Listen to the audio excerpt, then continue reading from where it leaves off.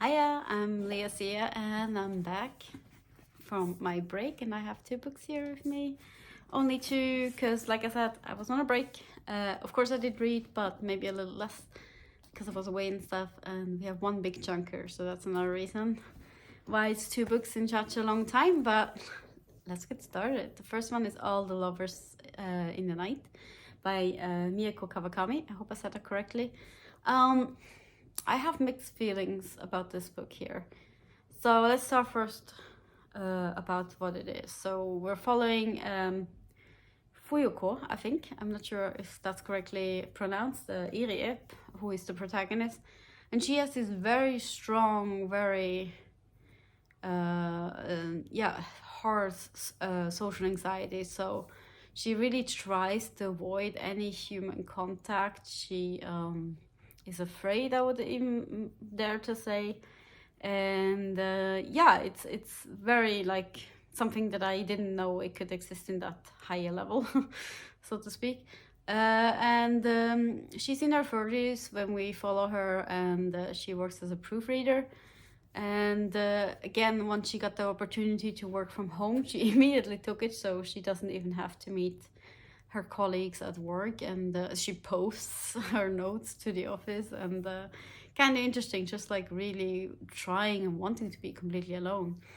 Until she meets this one woman who likes her work, her proofreading, and then convinces her to go freelance in proofreading. And Fuyuko, she says yes to that, and because she thinks it gives her even more freedom to stay away from everything. And she never really liked her colleagues because they were bullying her and things like that. And so she becomes a freelance proofreader and also starts to connect with this person a little bit, and she doesn't mind meeting her from time to time, which is good. So like it starts like maybe shining a little bit of positive light in her life. And then she also meets a man, and we also get to hear a little bit from her past and past men. And things start happening. I don't want to spoil it, as always. So that's basically the basic synopsis, and it's about like her relationship with this man that she meets, and also with her friend. Although she doesn't really consider the woman that gave her her career as a friend. She cannot believe that someone wants to be a friend. It's very kind of heavy. So that's why I have mixed feelings about it, because it was kind of depressing to read, because it's very negative inside her head. It's constantly like, why would anyone like me? Why would they even talk to me? Why is he even looking at me? And she's really like trying to vanish in every situation that she's in. And that was kind of very depressing to read, I have to say. In one way though, I guess kind of good as an eye-opener, that I can see how this is maybe, or I would wish not, but this is maybe how some people have this very strong, very extreme social anxieties. I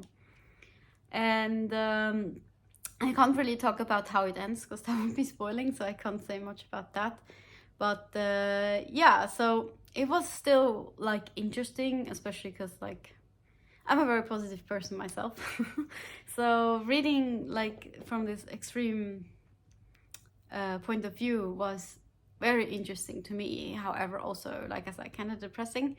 So I'm a little bit mixed on this one right here. But definitely an interesting read, and I don't think I can say more without going to spoiler territory, so gonna leave it at that. So that's All the Lovers in the Night by Mieko Kawakami. And the big chunker that I read is Cloud Atlas by David Mitchell. So I've seen the movie way back when was it, 2012, I think, somewhere around that. And I knew it was based on a book, but now it's the first time that I read it. So, and as it shows here, 6 lovely pictures. We have 6 different stories in this book that are also set in 6 different timelines. So we're starting somewhere in the 1800s and go up all the way, I think, a couple of thousand years into the future. I don't think we know. Maybe we do. If so, I haven't caught that. So basically these 6 stories, they're like loosely coupled with each other, and in the movie what they did is they did have a different protagonist, like in the 6 stories. In the movie as well, a different actor for protagonists for those 6 stories. But in the movie what they did, they reused actors in all of the 6 stories, so as if they were like continuing and being like reborn, because again it goes through timeline. But this is actually not done in the book. I thought that was something they took over from the book, but I found out no. So in the book, the stories are differently coupled. They're more like coupled through themes, and then also through objects. And my own interpretation, my own theory, and I haven't looked up anything or read up on anything, is that potentially the 6 protagonists might be connected. That might be the same soul that's being reborn. I don't know if that's even possible, because some of the story, they're rather close to each other. But that was slightly my thinking on that one. But I'm not sure. That's just my theory. But either way, so because I remember there was some controversy about what the movie did, because then they took, like, for example, a white actor who had a role in one of the 6 stories. And then in the other of the 6 stories, which takes place in New Korea, or I think it's called inside the book, they made him appear Asian, even though it was a white actor. And people, and that happened more than once with different actors changing ethnicity in order to fit the characters in the book, but because they were reusing the same actor, if the actor happened to be Caucasian, or the other way around, they had to change it. And I remember there was like quite a few complaints about that. And at the time I was like, I was like thinking, well, if it's the same soul, if that was the story or the message of the book, then why is that such a big problem? Then I'm kind of like, I understand why the director would want to do that, like to really show, hey, this is the exact same soul and we're using the same actor. But now that I know that it's not in the book, now I'm a little bit more like, okay, maybe then that was unnecessary. Maybe then why not use an Asian actor? Then I have to, yeah, I guess agree. It's a little bit weird to do that then. But anyhow, so the 6 stories are so different, it's really hard to give a synopsis. So we have 1800 ship travel and getting sick, and a lot about discovering Aborigines and slave people and things like that, and the thoughts of an American journalist in this case. The other story is about like late 1800s, early 19, I think. Is about music, composition, and being a little bit of a, what should I say, mini criminal, and yeah, tricking people out of debts and stuff like that, and very charming. That was actually, I think, my favorite story of all the 6. Then we have a journalist, a woman trying to uncover huge company that's about to release a new reactor that may or may not be safe, and she's trying to investigate that and soon gets into danger. Then we have, now I need to make sure I don't forget one. Then we have, am I forgetting one? Then we have the future one after this, right? We might need to double check that I'm not saying anything wrong. Because I'm just gonna make sure. No, sorry, before we go into the future, I did forget one. Then we have a publishing story about a publisher who had like this very small publishing firm, and he was like betting on a dude writing his memoirs but fictionalized. And then this person, that's the beginning of the story, so I don't consider this a spoiler. This person does a murder and goes to jail, and then suddenly that book just takes off and his publishing firm gets huge. But then he's also threatened that he needs to give money to the brothers of the guy. And so he tries to flee, and he ends up in a retirement home against his wishes, and he can't leave. That is also a very charming story. I enjoyed that. Although the protagonist, funny enough, he's not a nice person. And that is so interesting, and you can still kind of root for him, but he's a little bit of an ass, honestly.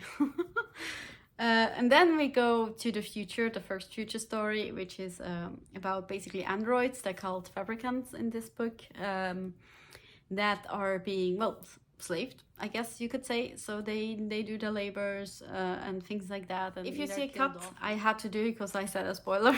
Sorry about that. Okay, so the androids, yeah, have to labor. They have to work, for example, in one single diner for, I think it's 12 years and things like that. And you follow, and the humans believe that the androids, like, they don't have a real mind. They are conscious, but they're not really conscious. Like, they only have a certain vocabulary, and like the humans believe they can't actually truly become like learned men, if you will. But then we follow this one android that kind of frees her mind, and then we have these people trying to fight against this kind of very harsh, very strict, controlled government, and so they try to help her. And the last one is also even further in the future, where something called the fall happened. And now we're back to people living in tribes, and tribes warring against each other. However, from time to time, a ship, it's just said a ship, arrives, and I've never truly figured out if it's a spaceship or a ship. So I'm not sure. That trades with these tribespeople, and you follow one of the tribesmen, and then suddenly one of the space or the ship people want to even stay a whole cycle until the ship picks her up again, to be able to live with the tribe and learn more about the culture and customs. And so then you follow how, like, basically a person from the super future with also better medicine and weapons, and I think they have laser guns. It's described from the tribesperson's perspective, so I'm not 100% sure, but that's what I got from that. And so yeah, it's very interesting, like, how these two interact with each other. Also a lot of distrust and superstition on the tribe side, and yeah, and how they interact and their adventures when they are together, trying to also go to some of the old places that are in the tribes area, that are now completely shut down, and maybe figure out what happened. So that's Cloud Atlas and the 6 stories. So I didn't think I would summarize all of them, but I guess I did. So what did I think? Mostly I liked it, for the most part. I gave it 4 stars on Goodreads, and it's definitely a good read. It dragged for me in certain stories a little bit here and there. So some of them could have been shortened here and there, in my opinion. And another reason why it's not a 5-star read for me was also because you go through, so you have one story, and then the next, and then the next, and the next. First 6 are done, and then you go through again, however, the other way around.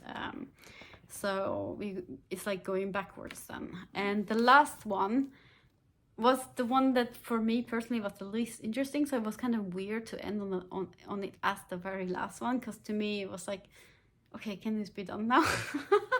A little bit. That sounds very mean. It was just like I said, this was one of the stories that I felt could have cut a lot, because it's the story about the ship travel, and a lot is just like, yeah, we went to this port, we were at sea, and we looked out and saw this, and it's like, okay, it's not very interesting, I'm sorry. Also not after over 500, almost 600 pages.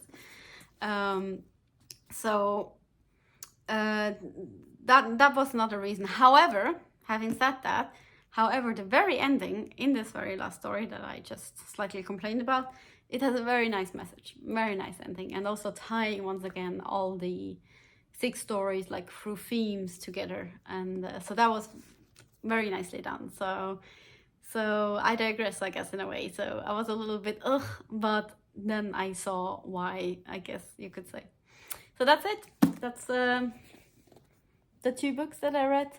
back to work soon for me and back to normality, I guess. So we'll see how fast these videos come out. I'm not sure. I'm doing this as a hobby, as fun. We'll see. But yeah, that's all for now, and thanks for watching, and I'll see you next time. Bye.